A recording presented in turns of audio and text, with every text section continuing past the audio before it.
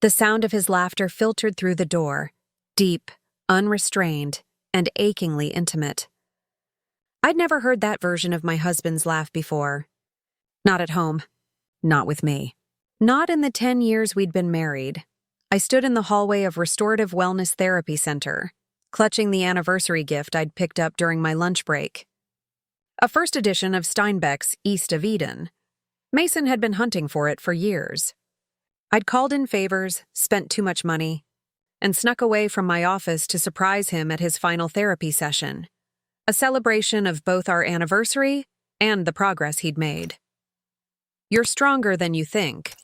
"Mason," the woman's voice was warm honey, professional yet personal. Dr. Vivian Reeves, his therapist of 14 months, the one who had supposedly saved our marriage. "Only because of you," Mason said, his voice tender in a way that made my skin prickle. "You saw me when I couldn't see myself." The silence that followed lasted 7 heartbeats. I counted each one as it thundered in my ears. "We shouldn't," she whispered, barely audible. "I know," Mason replied, "but I can't stop thinking about you. About us." The book slipped from my hands, hitting the floor with a thud that seemed to echo through the entire building. I didn't wait to hear more. I couldn't. Something primal took over as I pushed through the door, already knowing what I would find but needing to see it anyway. They sprang apart like guilty teenagers, but not fast enough. Her lipstick was smudged. His collar was askew. The intimacy of the moment hung in the air, undeniable and devastating. "Eliza," Mason breathed, his face draining of color. Dr. Reeves straightened her blouse with practiced composure, but couldn't quite manage to look me in the eye. "Mrs. Caldwell, this isn't—" "Don't!" The word came out as a command, surprising even me with its force. "Just don't." I turned and walked out, leaving the book lying on the floor like a fallen soldier. My mind was strangely clear. The shock would come later, I knew. So would the pain. But in that crystalline moment, only one thought occupied my mind. They would regret this. Both of them. And their final session together would be nothing like they'd planned. 3 years earlier. "I think we should try therapy." I looked up from my laptop to find Mason standing in the doorway of our home office, hands shoved deep in his pockets. It was his nervous stance, the same one he'd had when he proposed to me 12 years ago on the pier at Santa Monica, the sun setting behind him as he fumbled with the ring. "Therapy?" I closed my laptop. "Like, marriage counseling?" Mason crossed the room and sat on the edge of the desk, his thigh just touching my arm. He was wearing the faded jeans I loved, the ones that had been washed so many times they were soft as butter. "Not exactly. I think I need to talk to someone. Professionally." He rubbed the back of his neck. "I haven't been myself lately, Liz." That was an understatement. After the accident that had claimed his younger brother Ethan's life last year, Mason had retreated into himself. The gregarious, optimistic man I'd fallen for had disappeared, replaced by someone who moved through life as if underwater, present but not fully there. "I think that's a good idea," I said carefully, reaching for his hand. "Have you looked into anyone?" "There's a center downtown.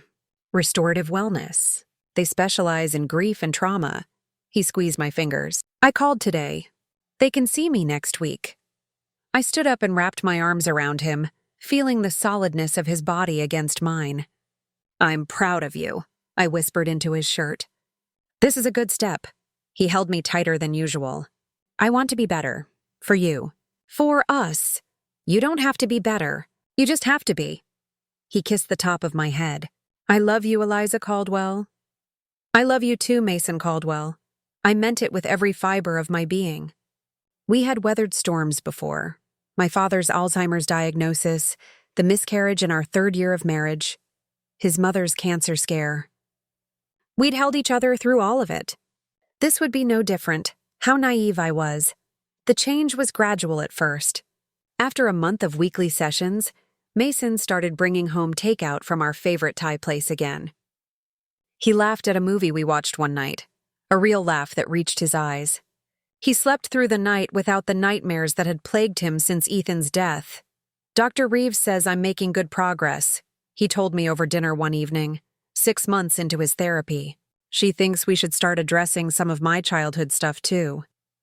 Dr. Reeves seems to be working miracles, I said, raising my wine glass in a toast. To good therapists. She's incredible, Mason said, his eyes bright with something I mistook for healing. She just gets me, you know? She says I have remarkable insight for someone dealing with this level of grief. I smiled, genuinely happy to see him engaged and present.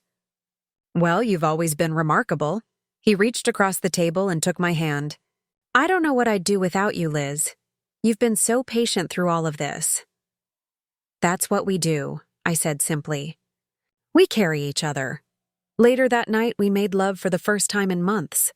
Afterward, as he slept peacefully beside me, I sent a silent thank you to Dr. Vivian Reeves for giving me back my husband. If only I had known she was taking him for herself at the same time. I first met Vivian at a benefit dinner for the mental health center where she worked. Mason had been seeing her for nearly a year by then, and he'd insisted we attend to support the cause. Dr. Reeves, he called, waving her over to our table. I want you to meet my wife, Eliza.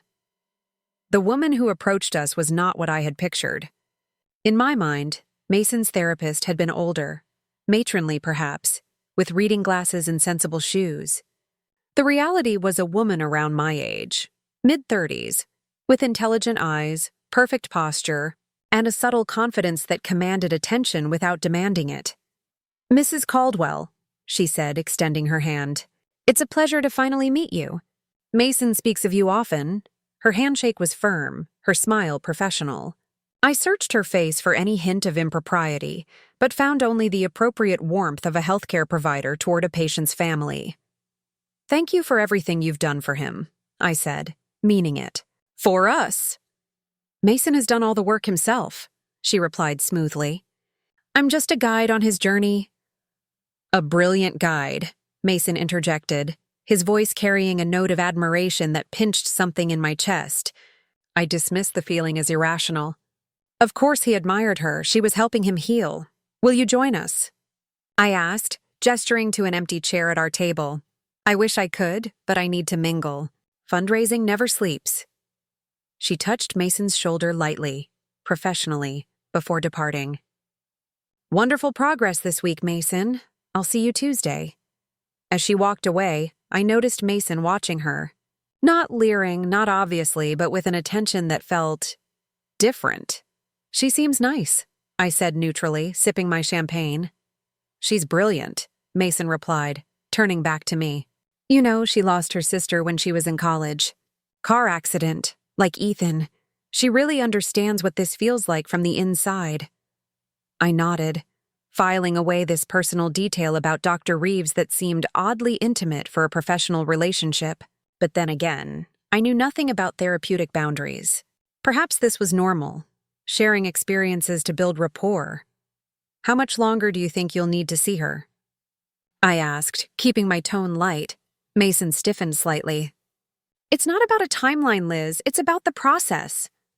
Of course, I backpedaled. I didn't mean, it's fine. He covered my hand with his. I just don't want to rush anything. Dr. Reeves says grief doesn't follow a schedule.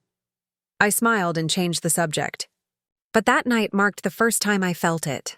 The ghost of a third person in our marriage. Not a physical presence, but the shadow of influence.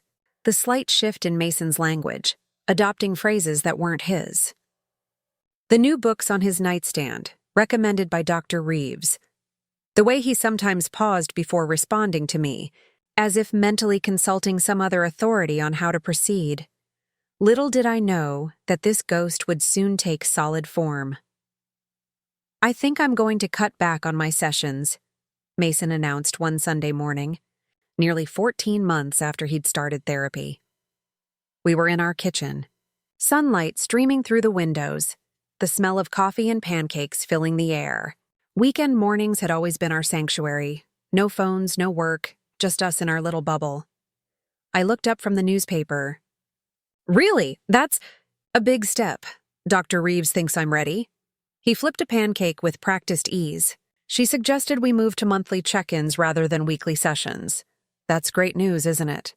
I studied his profile, noting the ease in his shoulders that had been absent for so long. It is, he agreed, sliding a perfect golden pancake onto my plate. It means I'm healing. I'm happy for you, I said, and meant it. For us. He kissed my forehead before returning to the stove. We should celebrate. Maybe dinner at Maison next weekend? I'd love that. I cut into my pancake, watching as butter melted into the warm layers. Maybe I should send Dr. Reeves a thank you gift. A nice bottle of wine or something. Mason's spatula paused midair. That's not necessary. It's her job, Liz. A job she's done exceptionally well, I countered. You seem more like yourself than you have in years. He seemed to consider this. Maybe a gift card to that bookstore on 7th? She loves first editions. Steinbeck, especially. The specificity of the information struck me as odd, but I nodded. Sure, that's thoughtful. Later that day, as Mason showered, I noticed his phone light up on the coffee table. I wasn't the snooping type. We'd always respected each other's privacy. But the name on the screen caught my attention. Vivian. Not Dr. Reeves. Vivian. Before I could process this, the notification disappeared. I picked up his phone, telling myself I was just moving it to a safer spot, away from the edge of the table. But my thumb hovered over the home button. No, this wasn't me. I trusted Mason. I always had. I set the phone down and walked away, silencing the small voice that whispered something was wrong. If I had looked then, if I had given in to that moment of suspicion, perhaps I could have saved myself months of deception. But I didn't, because that's not what people who love each other do, or so I thought. Final session today, Mason said, nodding his tie in front of our bedroom mirror. He sounded casual, but there was an undercurrent of something in his voice I couldn't quite place. How does it feel? I asked, watching him from our bed where I was finishing a work email. Bittersweet, he admitted. But it's time. I set my laptop aside. Should we do something to mark the occasion? Dinner tonight? Already ahead of you. Made reservations at Luciana's for 7. He turned to me with a smile. Their tiramisu with your name on it. You're a good man, Mason Caldwell. He crossed the room and kissed me deeply. I'm trying to be.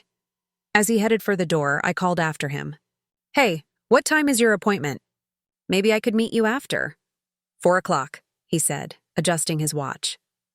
But don't meet me. I might be emotional or whatever. Let's just reconnect at dinner. I nodded, though something about his response felt rehearsed. Have a good day. Love you. Love you too, he replied, and was gone. I sat there for several minutes after the front door closed, an inexplicable heaviness settling over me. Today marked the end of a significant chapter in our lives, Mason's formal journey through grief therapy. It should have felt triumphant. Instead, it felt like standing on the edge of a precipice. I reached for my phone and pulled up the calendar, confirming what I already knew. Today was also the day before our anniversary. 10 years together, 7 of them married. A decade of building a life, supporting dreams, weathering storms, an idea formed. I would surprise him at his final session, not to intrude, but to be there at the conclusion of this journey. I'd bring that first edition Steinbeck I'd tracked down through a client who owned a rare bookstore. It had cost me nearly $1,000, but Mason was worth it. We were worth it. I'd wait until his session ended at 5, then meet him as he emerged, triumphant, healed, ready for our next chapter. How could I have known that the next chapter would begin with betrayal? The afternoon light was fading as I pulled into the parking lot of Restorative Wellness. I'd left work early, telling my boss I had a family matter to attend to. In a way, I did. The center was housed in a converted Victorian, its architecture softened by thoughtful landscaping and warm exterior lighting. It was meant to feel welcoming, safe. As I approached the entrance, I checked my watch. 4:47 p.m. Mason's session would be ending soon. Inside, the reception area was empty. A small sign on the desk read, "Back in 5 minutes." Perfect timing. I could surprise Mason without the awkwardness of explaining myself to the receptionist. I knew his sessions were in Dr. Reeves's office on the second floor. Room 203. I'd dropped him off once when his car was in the shop.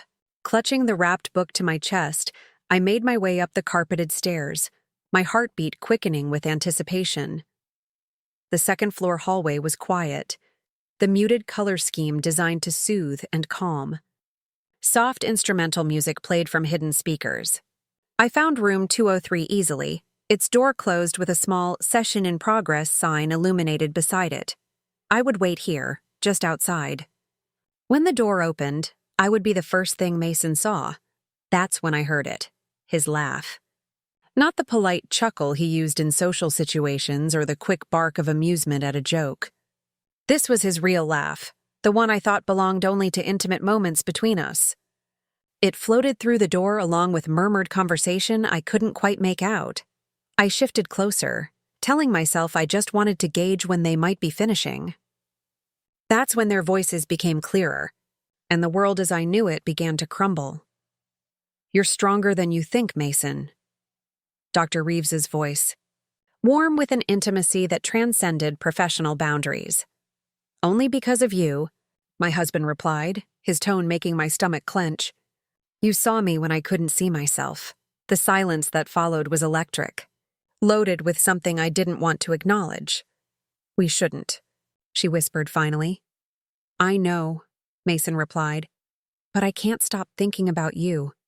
About us." The book slipped from my suddenly numb fingers, hitting the floor with a betraying thud. My body moved on autopilot, pushing through the door before my mind could process what I was doing. And there they were, my husband and his therapist, springing apart but not fast enough. Her lipstick smudged across her mouth, his hands withdrawing from her waist, the air between them charged with interrupted desire. "Eliza," Mason said, his face a study in shock and guilt. Dr. Reeves recovered faster, slipping into her professional persona like a well-worn coat. "Mrs. Caldwell, this isn't—" "Don't!" I cut her off, surprised by the steel in my voice when I felt like I was shattering inside. "Just don't." I turned and walked out, vision tunneling, ears ringing. The perfectly wrapped book remained on the floor behind me, abandoned like the trust I'd placed in both of them. In the parking lot, I sat in my car, hands gripping the steering wheel so tightly my knuckles turned white. I didn't cry. I didn't scream. Instead, I felt an eerie calm descend over me, the eye of the hurricane. My phone buzzed incessantly in my purse. Mason, of course. Probably concocting some explanation, some way to gaslight me into disbelieving what I'd seen with my own eyes. I started the car and drove, not home. Not to a friend's, but to the beach where Mason and I had our first date. The place where I'd once felt the first stirrings of what would become the great love of my life. As the waves crashed against the shore, reality crashed over me in waves. My husband and his therapist. The ultimate betrayal of trust, both marital and professional. How long had it been going on? Weeks? Months? The entire time? I thought about the changes in Mason over the past year. His renewed energy, his emotional availability, the intimacy that had returned to our marriage. Had it all been borrowed from his relationship with her? Had I been grateful for scraps while she feasted on the best of him? The questions piled up, each one sharper than the last. And beneath them all, a dawning realization. I deserved better. I deserved truth. I deserved loyalty from my husband and ethical treatment from a professional who had taken an oath to do no harm. As the sun set over the Pacific, I made a decision. I wouldn't scream. I wouldn't beg.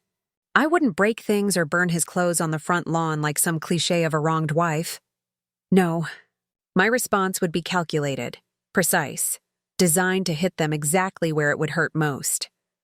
I pulled out my phone and finally looked at Mason's messages. "Liz, please call me. It's not what it looked like. We need to talk. Please. I'm so sorry. Let me explain." I scrolled through them with detached curiosity, as if reading about strangers. Then I opened my browser and began to research the licensing board for therapists in our state.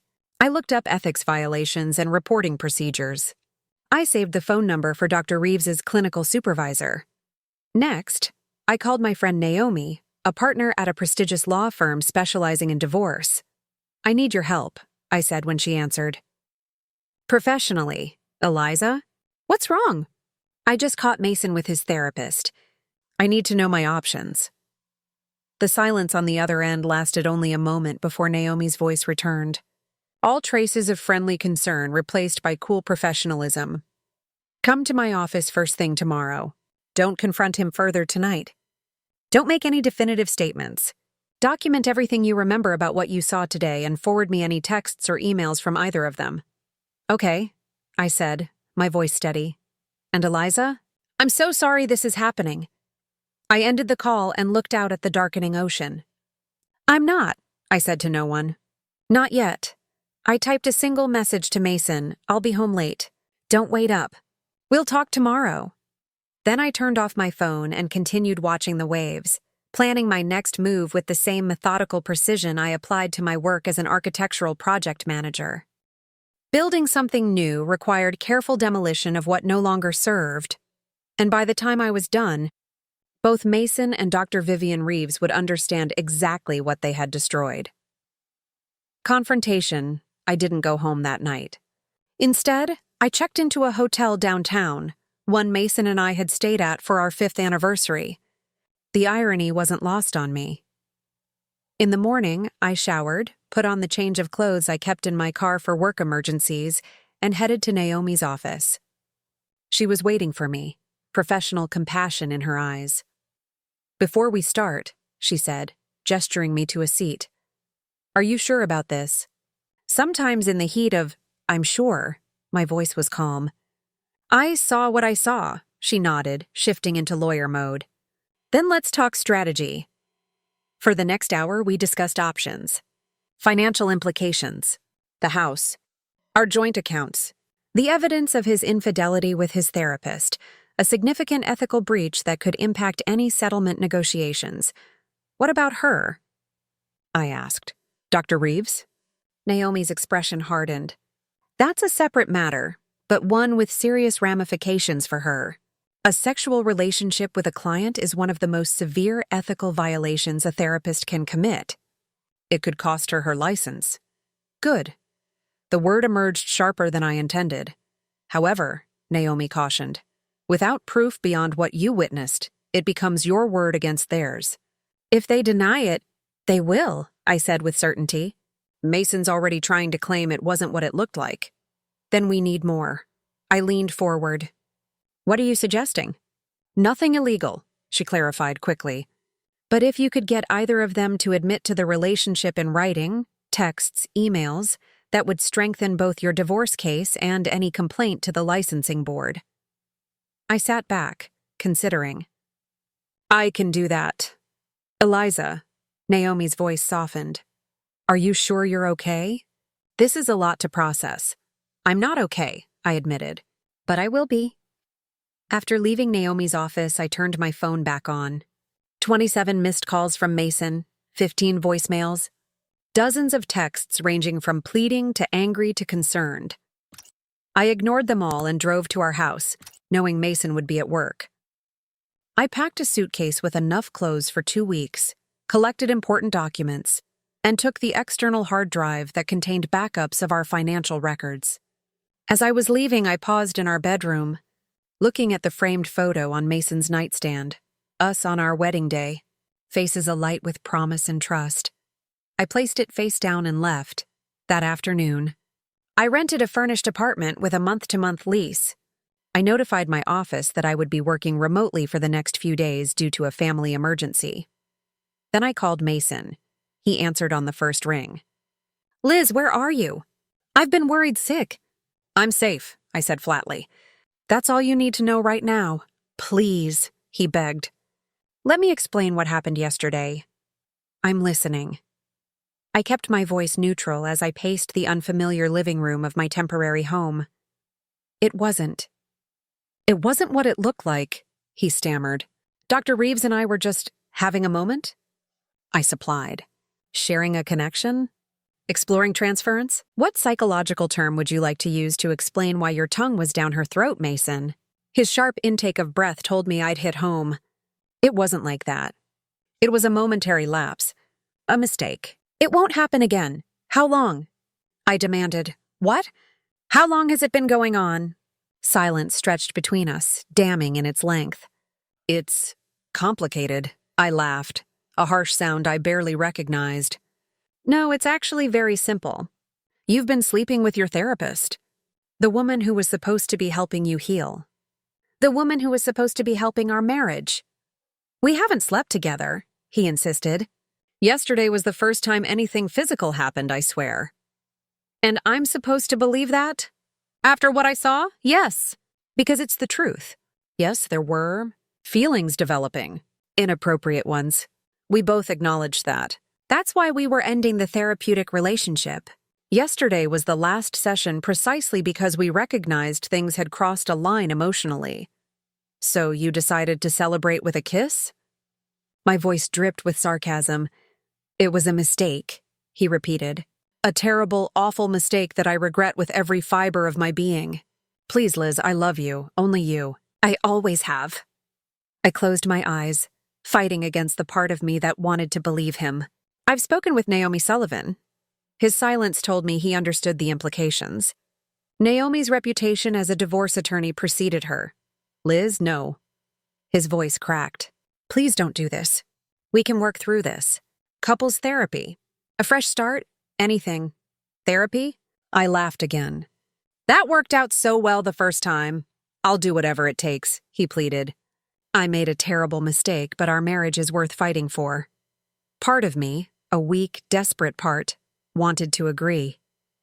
10 years together wasn't something to discard lightly, but the image of them together kept flashing in my mind, poisoning everything. I need time, I said finally. Don't try to find me. Don't come to my office. I'll contact you when I'm ready to talk. Okay, he said, relief evident in his voice. Whatever you need, just... Please don't make any permanent decisions yet. Please. I ended the call without promising anything. That night, I drafted an email to the state licensing board for mental health professionals, detailing what I had witnessed between Dr. Reeves and my husband. I didn't send it, not yet. It was leverage, a nuclear option to hold in reserve. Instead, I composed a different email, this one to Dr. Reeves herself. Dr. Reeves, I believe we have matters to discuss regarding your professional relationship with my husband, Mason Caldwell. I propose meeting tomorrow at 4 p.m. at Driftwood Cafe. This is not a request. Eliza Caldwell. Her response came within the hour. Mrs. Caldwell, I understand you must have questions and concerns. I'm available to meet as suggested. I want to emphasize that what you witnessed yesterday was an isolated incident and a serious lapse in judgment on my part. I take full responsibility for failing to maintain appropriate professional boundaries. Respectfully, Dr. Vivian Reeves. The careful wording made my blood boil. Isolated incident. Lapse in judgment. Failing to maintain appropriate professional boundaries. The sterile language of someone trying to minimize a grievous ethical breach. The next day, I arrived at the cafe early, selecting a table in the corner where we wouldn't be overheard. I ordered a black coffee and waited, rehearsing what I would say. Dr. Reeves arrived precisely at 4, dressed in a conservative gray suit. Her dark hair pulled back in a tight bun. Professional, controlled. So different from the woman I'd caught in an embrace with my husband, she approached my table with measured steps. Mrs. Caldwell, sit down, I said, not bothering with pleasantries. She complied, folding her hands on the table. Before you say anything, I want to express my profound regret for what happened. My behavior was inexcusable both professionally and personally. Spare me. I cut her off. I'm not here for your carefully workshopped apology. Her composure slipped for just a moment before she regained control. What would you like to discuss then? I want the truth, all of it. How long have you been having an affair with my husband? We haven't been having an affair, she insisted, lowering her voice. What you witnessed was the first and only physical contact between us. But not the first inappropriate interaction, I pressed. She looked down at her folded hands. No, not the first inappropriate interaction. When did it start? It's difficult to pinpoint exactly, she said, choosing her words with obvious care. Transference is a common phenomenon in therapy. The patient develops feelings for the therapist as part of the healing process. Don't psychobabble me, I snapped. When did you realize you had feelings for my husband? And when did you realize he had feelings for you? Dr. Reeves took a deep breath. I became aware of his feelings approximately 6 months ago. As for my own, I should have recused myself as his therapist the moment I recognized any countertransference. That was my failure. 6 months, I repeated. Half a year of emotional intimacy while I sat at home, grateful that my husband was healing, unaware he was transferring his affections to you. It wasn't like that, she insisted.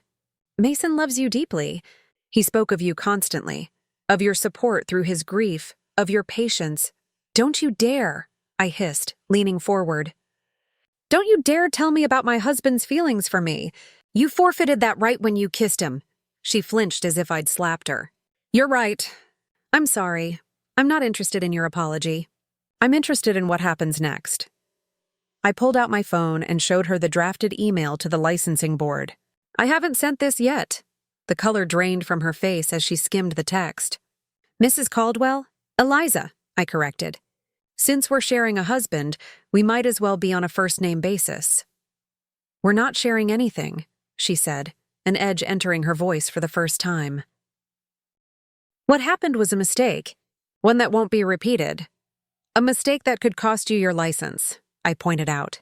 Your practice. Your reputation. Everything you've worked for. Fear flickered in her eyes. What do you want?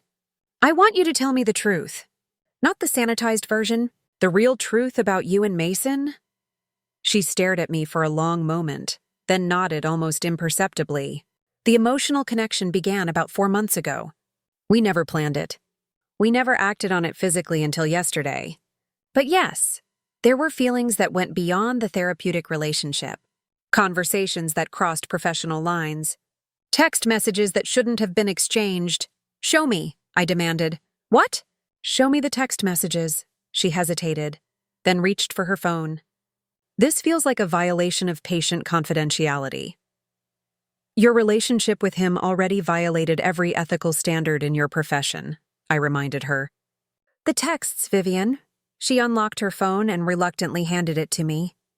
I scrolled through her exchange with Mason, my stomach churning at the intimacy evident in their messages. Nothing explicitly sexual, but the emotional affair was clear in every word. Your insight today changed something in me. I can't stop thinking about our conversation. You understand me in a way no one else ever has.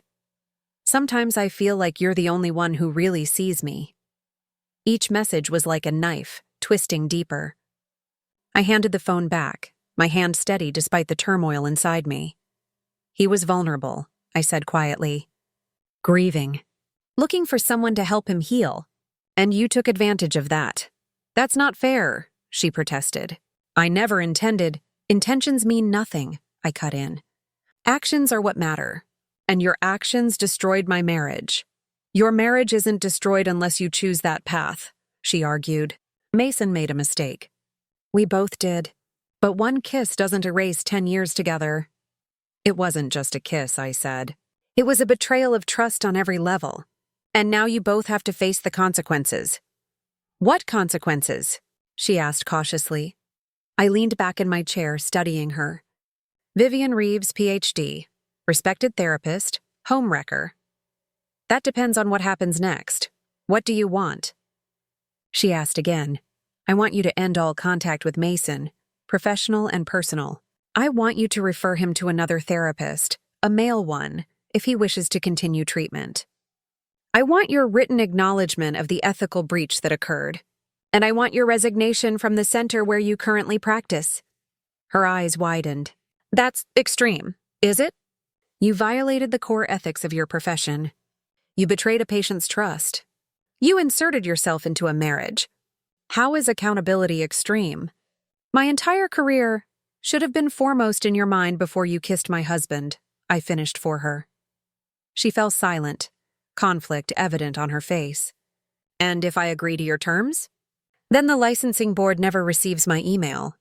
You can find a position elsewhere, preferably in another state, and start fresh, without the stain of a formal ethics investigation. And if I refuse? I smiled thinly. Then I send the email. I contact every partner at your practice. I hire a lawyer specializing in therapeutic malpractice. And I make sure that every potential patient who Googles your name finds the story of how you seduced a grieving man who came to you for help. She paled. You would destroy my entire career over one mistake?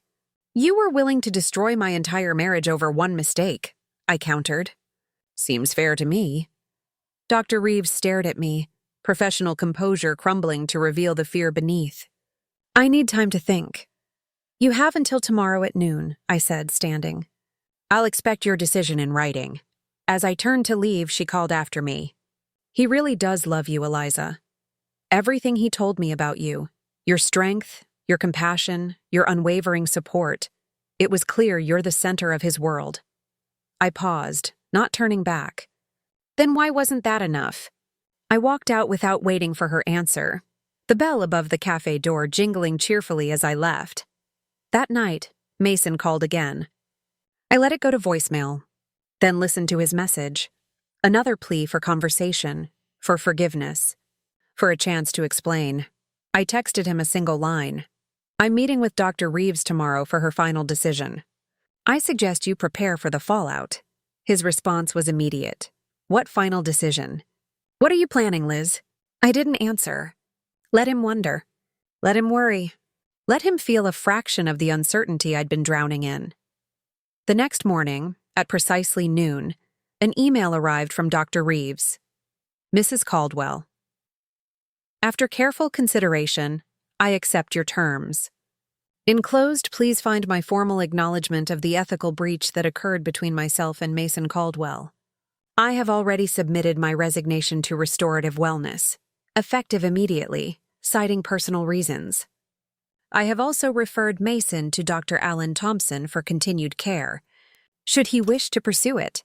I will have no further contact with Mason Caldwell in any capacity, personal or professional. I deeply regret the pain my actions have caused you. While I know words are insufficient, I want you to know that I understand the gravity of my failure, both as a therapist and as a human being. Respectfully, Vivian Reeves. PhD attached was a detailed letter acknowledging her violation of the therapeutic relationship, carefully worded but unambiguous in accepting full responsibility. I forwarded the email to Naomi with a brief note. Leverage. If needed. Then I texted Mason. We need to talk. Our house. 7 p.m.? His reply came seconds later. I'll be there. I spent the afternoon preparing, not just emotionally, but practically. I reviewed our finances again. I spoke with Naomi about next steps. I made lists of what I would take if I decided to leave permanently and what we would need to divide if I filed for divorce. At 6:45 p.m., I pulled into our driveway. The house looked exactly as I had left it days ago, yet somehow different, as if the foundation had shifted imperceptibly, leaving everything slightly askew. I let myself in with my key. The entryway light was on, and I could smell something cooking. Mason's signature pasta with vodka sauce. He was trying so hard. It almost made me laugh. Liz? His voice called from the kitchen, followed by his hurried footsteps. He appeared in the hallway looking haggard. 3 days of stubble shadowed his jaw. His eyes were bloodshot. Hello, Mason, I said calmly. You're here. He stepped toward me, then stopped himself, respecting the invisible barrier between us. Thank you for coming. Let's sit down, I said, moving past him toward the living room. We have a lot to discuss. He followed like a chastened child, perching on the edge of the sofa while I took the armchair across from him, the maximum distance possible in the room we had decorated together, filled with memories of movie nights and lazy Sundays. First, I said, you should know that Dr. Reeves has resigned from her position and agreed to never contact you again. His eyes widened. What? What did you do? I gave her a choice between accountability and consequences. She chose accountability. You had no right. I had every right. I cut him off. She violated her professional ethics. She took advantage of a vulnerable patient. She inserted herself into our marriage. She didn't insert herself into anything, he argued. I was a willing participant. More than willing. If anyone's to blame, I blame you too, I assured him. Abundantly. But at least you weren't bound by a professional code of ethics. You were just bound by wedding vows, which I suppose are easier to break. He flinched. Liz, please. It was a mistake. A terrible mistake that I would give anything to take back.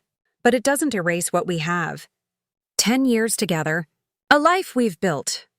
A life built on what, Mason? Trust, honesty, fidelity? Because from where I'm standing, none of those foundations remain. One mistake doesn't define a decade, he insisted, leaning forward. Yes, I developed feelings for her. Yes, I acted on them in a moment of weakness. But she wasn't you, Liz. She could never be you. Then why? I asked, the question that had been burning inside me for days finally emerging. Why her? He ran a hand through his disheveled hair. I don't know if I can explain it in a way that makes sense. After Ethan died, I was lost.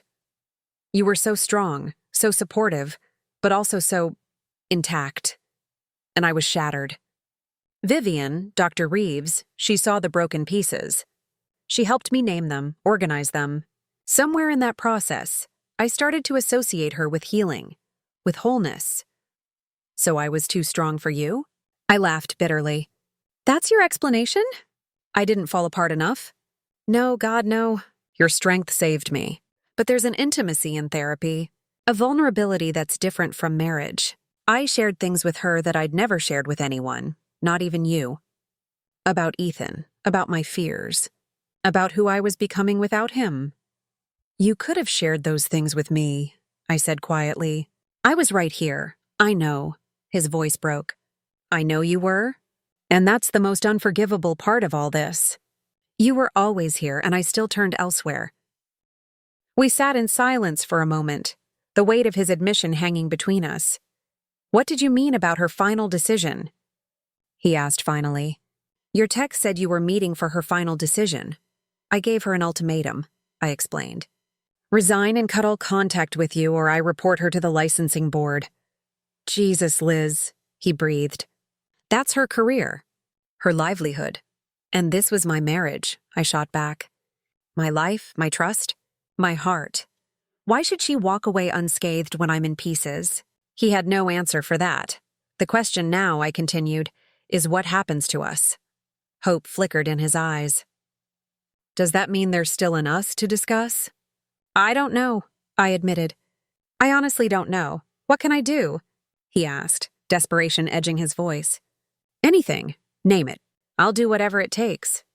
I studied him. This man I had loved for a decade.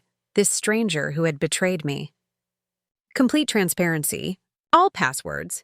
All accounts. Your phone unlocked and available for me to check at any time. He nodded without hesitation. Done. Individual therapy for you with a new therapist. Male. Already looking into it, he assured me. Couples counseling if I decide to try. Absolutely. I took a deep breath. And I want you to feel what I felt. The shock.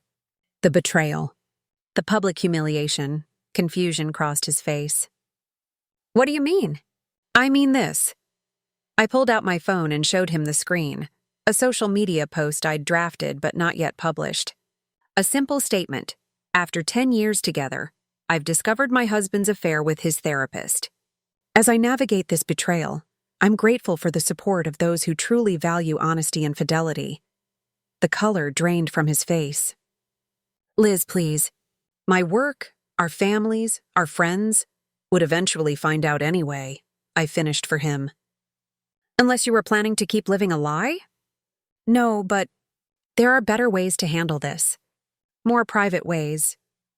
You forfeited your right to privacy when you kissed her in a place where I could walk in and find you. My finger hovered over the post button. This is my truth to tell. Please, he begged. I'll do anything else. Anything. I looked at him. Really looked at him. The man I had built a life with. The man I had trusted with everything. The man who had broken that trust in the most fundamental way possible. Your choice, I said, my voice steady. I press this button, or you call your parents right now and tell them what you did. Then you call my parents. Then you call our friends, starting with Jake and Emma, and you tell them too. His face crumpled. Liz, choose Mason. He stared at me for a long moment, then reached for his phone with shaking hands. I'll make the calls. I nodded, putting my phone away. I'll be listening.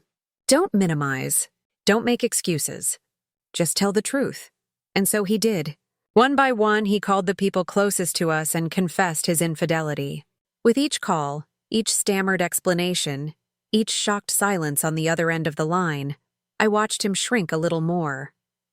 By the time he finished the last call, to Emma, who had been my bridesmaid and his friend since college, tears were streaming down his face. Is that enough? He asked, his voice raw. It's a start, I said, rising from my chair. I'm going back to my apartment now. I need more time. When will you come home? The desperation in his voice was palpable. I don't know that I will, I answered honestly. But I'm not filing for divorce. Not yet, hope flickered across his face. That means there's a chance? It means I haven't decided, I clarified. 10 years isn't something I can just erase, no matter how much you hurt me. But I don't know if I can ever trust you again either. He nodded, accepting the ambiguity. I love you, Eliza. I always have. Even when I was confused. Even when I made the worst mistake of my life. It was always you. If that were true, I said. Pausing at the door. We wouldn't be here now. I left him standing in our living room, surrounded by the wreckage of the lies he had told, and the truth he had finally been forced to face. Resolution, 3 months later. The coffee shop was bustling with morning customers when I arrived. I spotted Mason immediately, sitting at a corner table with 2 cups already in front of him. He stood as I approached, uncertainty in every line of his body. I got you a vanilla latte, he said as I sat down. Still your favorite? Yes, I confirmed, taking the cup. Thank you. An awkward silence settled between us. Strange after a decade of comfortable conversation. 3 months of separation, of limited contact, of rebuilding individual lives had left us like strangers who shared an intimate past. You look good, he offered finally. So do you. It was true. The haunted look that had followed Ethan's death, and then intensified during our separation, had faded. He seemed more present, more grounded. How's the new project going? He asked, referring to the museum renovation I'd been assigned to lead. Challenging but rewarding. I sipped my latte. The original blueprints had some surprises for us. But we're adapting. He nodded, a small smile touching his lips. You always were good at adapting to surprises. Not all surprises, I corrected quietly. His smile faded. No, not all. Another silence, heavier this time. Mason broke it first. Dr. Thompson says I've been making good progress. He referred to his new therapist, the one I had insisted on. We've been working through my grief avoidance. How I use the affair as a distraction from really processing Ethan's death. That sounds insightful, I said neutrally. He's good. Different approach than before. He carefully avoided saying her name. More challenging, actually. Less sympathetic, which I probably needed. I nodded, uncertain how to respond to updates about the therapy that had once destroyed our marriage. Our couples counselor called yesterday, I said, changing the subject slightly. Confirmed our session for Thursday. I'll be there, Mason assured me quickly. How do you feel it's going? The counseling? I considered the question. We'd been seeing Dr. Winters together for 6 weeks now, carefully excavating the ruins of our relationship to see what might be salvaged. It's clarifying, I said finally. Whether that's good or bad remains to be seen. He nodded, accepting the ambiguity. One thing these months had taught him was patience with uncertainty. My uncertainty about our future. I saw Emma for lunch last week, I offered. She asked about you. What did you tell her? The truth. That we're trying. That nothing is guaranteed. He absorbed this, turning his coffee cup in slow circles. And Naomi? Still on retainer? Yes. I didn't elaborate. My divorce attorney remained engaged, a safety net I wasn't ready to relinquish. Mason sighed, running a hand through his hair, a nervous gesture I'd once found endearing. I keep waiting for the other shoe to drop. For you to decide it's not worth it. That I'm not worth it. That's not my decision to make, I told him. Only you know if you're worth the effort of rebuilding. I'm still deciding if what we had, what we might have again, is worth the risk of more pain. And where are you in that decision? He asked, vulnerability naked on his face. I looked at him, really looked at him. The man I had loved for so long. The man who had broken my heart. The man who was trying, by all accounts, to become someone worthy of trust again. I'm here, I said simply. Having coffee with you? Attending counseling. Considering possibilities. That's as much as I can offer right now. He nodded, accepting this limited hope. I miss you, Liz, every day. Not just physically or practically. I miss your perspective, the way you see the world, the way you saw me, the best version of me. That's the problem, isn't it? I mused. I saw the best version of you. I believed in that version. And then I discovered there was another version I never knew existed. There isn't anymore, he insisted. Just me, trying to be better than I was, more honest, more present, more worthy of the life we built. I finished my latte, considering his words. I have something to tell you, I said finally. It's part of why I wanted to meet today. He tensed visibly. Okay. I ran into Dr. Reeves last week. The color drained from his face. What? Where? She promised, at a conference in Seattle, I explained. Professional, not personal. She's working in Washington now. Private practice, What did she say? Not much. She saw me first and tried to leave immediately. I approached her. Mason looked stunned. You approached her? Why? I set my empty cup down carefully. I needed to see her again. Not as the woman who nearly destroyed my marriage, but as a person who made a terrible mistake. A person trying to rebuild, just like we are. And, Mason prompted, confusion evident in his voice. And we talked. Briefly. She apologized again, a real apology this time, not the careful professional version from before. She told me she's in her own therapy, working through her boundary issues. She asked about you, but only to know if you were healing. Not if you were available, he swallowed hard. What did you tell her? That you were doing the work. That we both were. I met his eyes steadily, and then I told her I forgave her. Mason's shock was evident. You forgave her? After everything? Not for her sake, I clarified. For mine. Carrying that anger was exhausting, Mason. It was taking up space I needed for other things. Important things? Like what? He asked softly. Like deciding whether to forgive you, too. The words hung between us, weighty with possibility. Mason sat very still, barely breathing. Have you? He finally asked. Forgiven me? I reached across the table and took his hand. The first time I'd voluntarily touched him in months. His fingers curled around mine, warm and familiar. I'm working on it, I said truthfully. Every day. Sometimes I think I have, and then the anger comes roaring back. Other times I look at you and see only the man I've loved for 10 years, not the one who betrayed me. Which am I today? He asked, his voice barely audible. I studied our intertwined fingers. Today you're both. The man who hurt me and the man who's trying to heal that hurt. The question is, which one will you be tomorrow and the day after and the year after that? I want to be the man you deserve, he said fiercely. The man who never takes your trust for granted again. The man who earns the right to be your husband every single day. That's the right answer, I acknowledged with a small smile. But the harder part is living it, not just saying it. I know. He squeezed my hand gently. That's why I've been in therapy 3 times a week. Why I've reconnected with Ethan's memory instead of running from it. Why I've faced every uncomfortable conversation with our friends and family. I'm doing the work, Liz. Not just to get you back, but to be someone who deserves you. I believed him. Maybe that was progress, or maybe it was foolishness. Only time would tell. I have something else to tell you, I said, withdrawing my hand slowly. I've been offered a position in Chicago.